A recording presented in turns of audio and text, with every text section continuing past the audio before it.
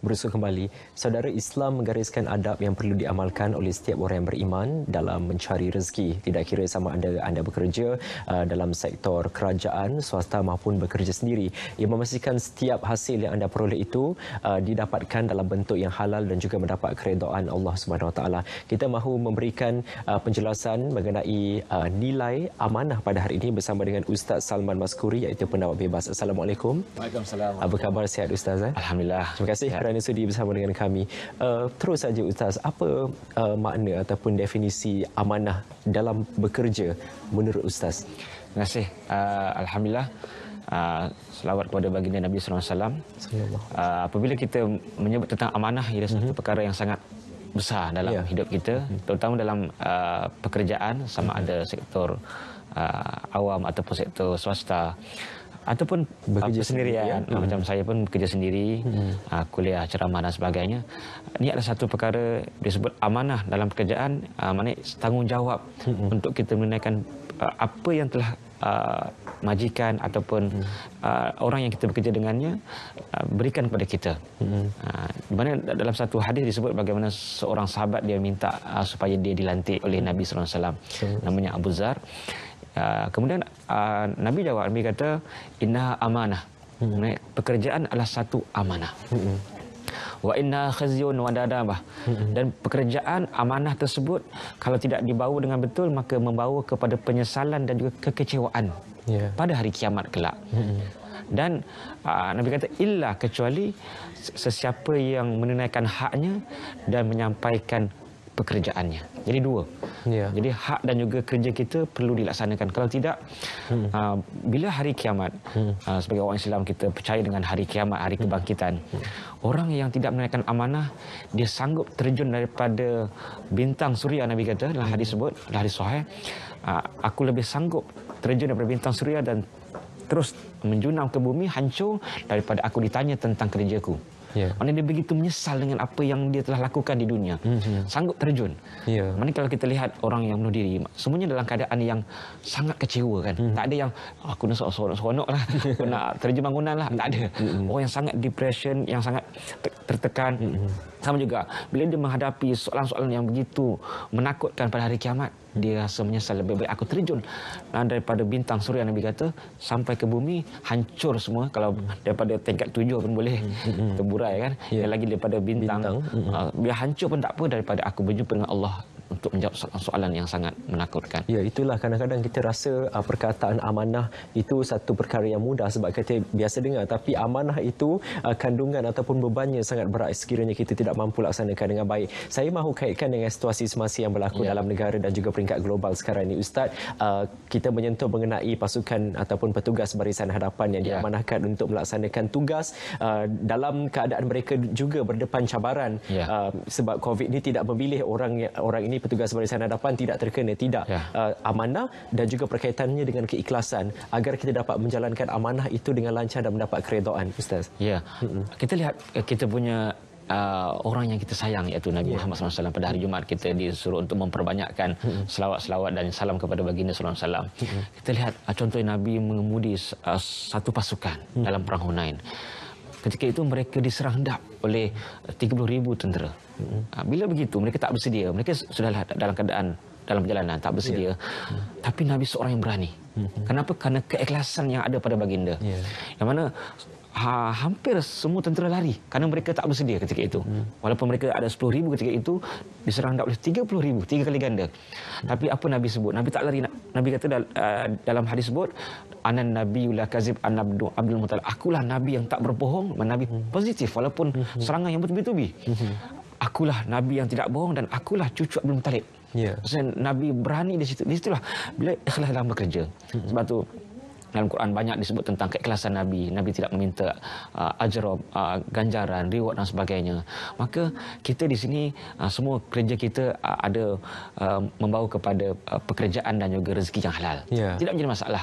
Malahan apabila seorang sahabat yang dia menjampi dengan ayat Quran, dia menerima 30 ekor kambing. Ini satu jumlah yang besar. Kerana diiman ketika itu. Maknanya bukan salah tentang duit ataupun gaji tadi. Ia tidak menggugat keikhlasan kita sekiranya kita benar-benar menghayati apa kerja kita. Dan kenapa kita buat kerja itu? Contohnya frontliner sekarang kan, mereka berhadapan dengan, jadi bila mengambil iktibar daripada peristiwa tadi, keberanian. Yeah. Mereka diserang oleh satu musuh yang tak dapat dilihat. Dan Nabi diserang satu fizikal yang boleh dilihat.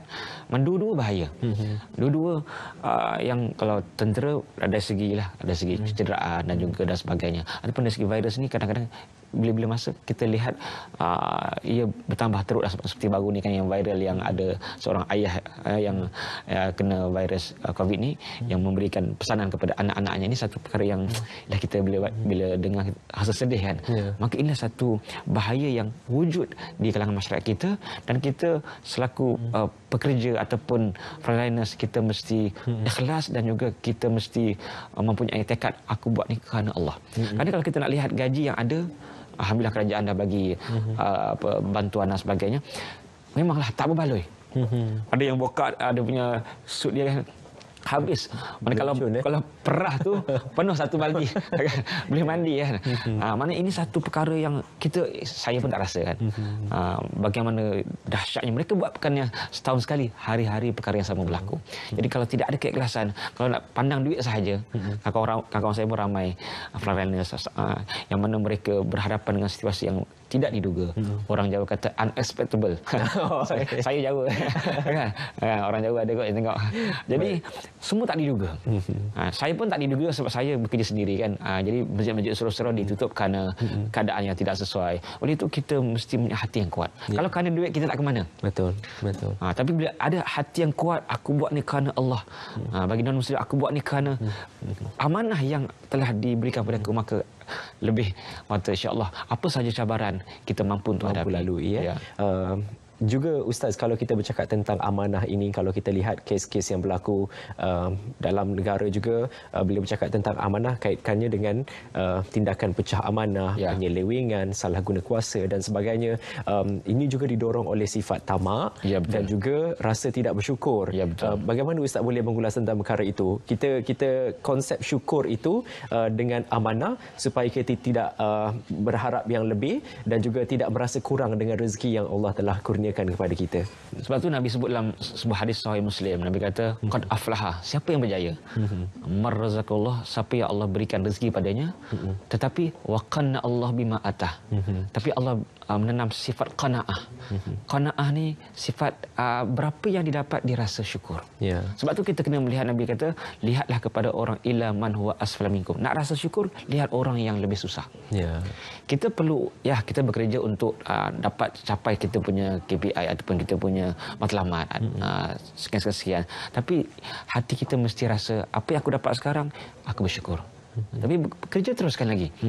Kita kena bekerja, berusaha sekadar mana kita mampu, dan kita perlu lihat bahawa bagaimana kesusahan orang lain. Kita lihat penderitaan bukan sahaja di luar negara, di negara kita bagaimana yang makan, ada yang baru ni nasi lauk kicap, ada yang nasi lauk minyak pun ada. Sama saya dulu masa belajar dulu masa di Mesir dulu, nasi lauk air mineral je. Mana kita lihat bahawa itulah kehidupan. Kadang-kadang kita di atas, kadang-kadang di bawah. Mana kita lihat bahawa ramai lagi lebih susah daripada kita. Di Palestin ada yang mencari bahan-bahan terbuang, makanan-makanan yang sudah busuk, yang basi. Oleh itu kita mesti tanam dalam diri kita bahawa syukur itu akan menambahkan rezeki kita. La in syakartum la azidannakum. Kalau kamu bersyukur, pasti. Mana kalau kita belajar bahasa Arab, lam tu pasti akan ku tambah nikmat kamu di dunia dan di akhirat. Jadi kita kena tanam ayat ini dalam hati kita, syukur akan bertambah kita punya rezeki. Kalau kita sentiasa tidak berpuas hati, menyebabkan kita pecah amanah. Saya lihat ramai yang kes-kes tu pegawai-pegawai yang maksudnya yang gaji tetap, yang ada insentif dan sebagainya, maka mereka hendaklah tanam rasa syukur kerana tidak ke mana kan. Nabi sebut mali manusia sentiasa berkata hartaku. Kan orang nyanyi kan, duit di mana engkau duit kan. Tetapi Nabi kata apa sahaja yang kita bawa tadi tak ke mana, kecuali kalau kita tunaikan apa sahaja amanah yang Allah telah tetapkan, maka kita akan rasa bahagia. Walaupun sikit kita rasa sonok, puas hati. Berbanding kalau kita dapat banyak yang haram, maka dunia pun orang akan kecam, akan ditahan, akan memalukan. Yang dah umur 50, 60 ditahan kerana kes pecah amanah. Bukan sahaja di dunia mereka malu, di akhirat juga lagi malu. Itu yang Nabi kata, seorang lelaki yang tidak berlaku adil kepada isteri, ini amanah sebagai seorang suami lah, maka dia akan datang pada hari kiamat dalam keadaan dia punya badannya sengit sebelah. Mana ini menunjukkan bahawa bila tak amanah, walaupun rumah tangga bukanlah satu keluarga yang besar, tapi bila tak berlaku amanah, maka akan memalukan kita di dunia dan juga di akhirat. Itulah, saya ada terbaca satu kata-kata mengenai amanah ini, mengenai syukur ini. Bersyukur maka akan selalu cukup, memberi akan selalu mendapat lebih. Bila bercakap tentang amanah juga, Ustaz telah nyatakan tadi, amanah bermaksud sesuatu kepercayaan yang telah pun orang berikan kepada kita. Kalau kita rosakkan kepercayaan itu, maka akan hilanglah juga kepercayaan yang diberikan kepada orang lain. Ibarat kertas, juga pernah kita dengar kata-kata ibarat kertas yang telah kita remukkan seperti ini, tidak mungkin dapat untuk kita licinkan semula. Ustaz, jelasan tentang itu. Ya, itulah kesan. Sebab tu contohnya sekarang banyak peniaga kan. Kuala Lumpur pun dah buka luas tentang peniaga-peniaga di mana-mana kan. Ini satu perkara yang baik. Jadi kita pun lihat Nabi bagaimana meletakkan amanah dalam kita berniaga contohnya.